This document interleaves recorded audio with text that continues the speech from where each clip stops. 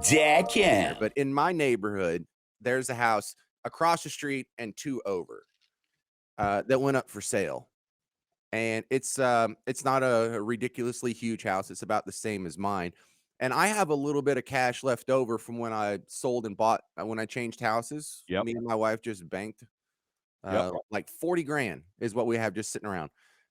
And so I'm looking at that and I'm thinking, I hear all these people that call into Mortgage Gumbo and they're getting into the rental game. I have some friends that are in the rental game. It seems to be working for them.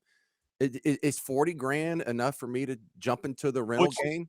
Probably. What's the price that they're asking? Not what you're going to buy, but what is the asking price on the property? Do you know offhand? Yeah, $300,000. So 40 grand's not going to get you in on because it's across the street. It's not more than 50 miles away. We can't deem it a second property. So It's going to have to be an investment, which is going to require minimum 20% down. Dang. Okay. So, and the other thing I would say is this, look, I have realtors send me all the time investment opportunities.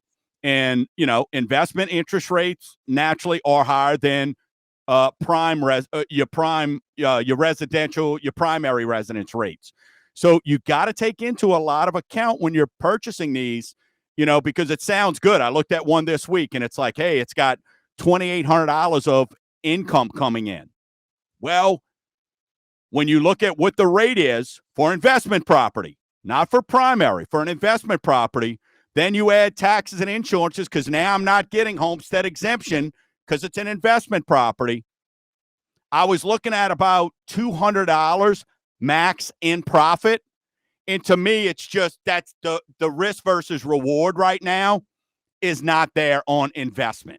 Because if a toilet breaks, then you lose money that month. I'm losing money, right? That tenant moves out, I'm losing money. So that's the thing there. There's not enough surplus.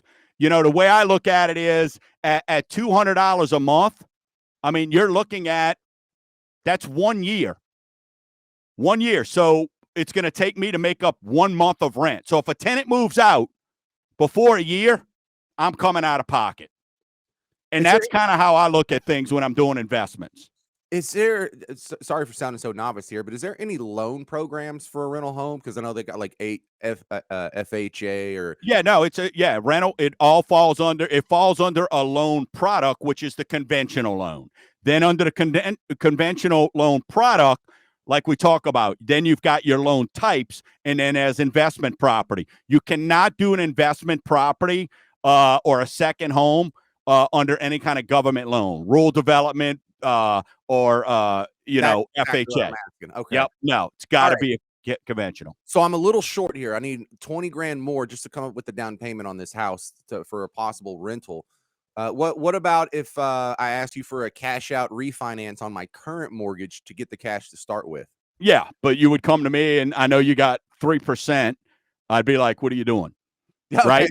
Right. So, then that, and again, James, these are great questions because this is just the reality. TV makes you being a mogul look easy.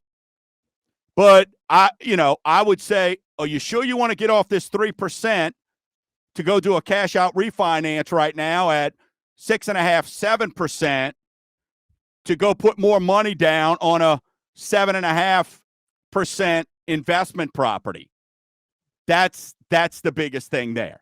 Well, now, if you were telling me, James, hey, this is a fourplex that's bringing in $5,000 a month, then it's different. But a single family home, bro, your first property that you're looking to kind of get rocking and rolling with, I'd say, especially if, I'd have to be real with you and go, bro, you're not ready for the big time. If we got to tap in and start messing around with taking away from 3% money, making it 7%, that's not a win. So if I do get into this house, what's my probability of failure? Because I've seen friends get into the rental business and it worked for them. I've seen friends get in the rental business and they get out after 2 years. It just depends. Right now, if you're buying, people are not buying fix and flips right now, dude. The fix and flips are being bought up by the folks. You're not seeing those on the market because the realtors and the investors the realtors have are getting to those first.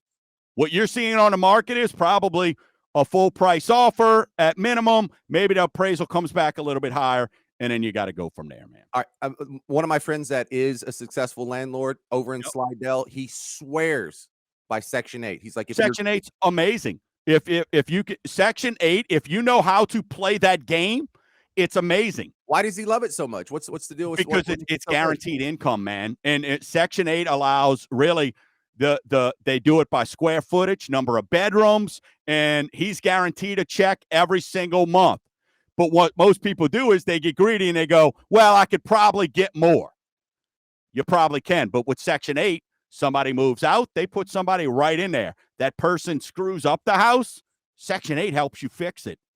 So Section 8, if you know how to play the game, it's not a bad thing at all. You got to keep in mind, too, though, if you're in some kind of homeowners association or something like that, they're probably not going to allow you. They're going to have issues against that. That's where you'll see deed restricted communities, stuff like that. They're not going to allow Section 8 in certain houses, certain areas.